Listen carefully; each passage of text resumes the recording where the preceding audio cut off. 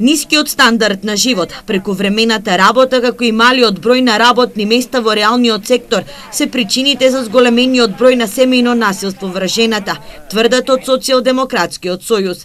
Денес е меѓународен ден против насилство врз жената и токму затоа Форумот на жени на Социјалдемократскиот сојуз реши овој ден да го посвети токму на жената. Кандидатот за пратеник од редовите на СДСМ Благој Бочварски истакна дека со цел жената да го добие заслуженото место во општеството ќе понудат подобри работнички права. Минималната плата ќе достигне 16.000, а просечната 30.000 денари. Унапредување на работното законодавство со дополнителна заштита на бремените жени работнички. Финансиска подршка за инвестиции на социјални предпријатија основани од млади жени до 30 години.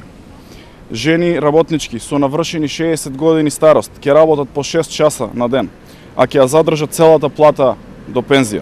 За останатите 2 часа државата ќе субвенционира ангажман на млади лица.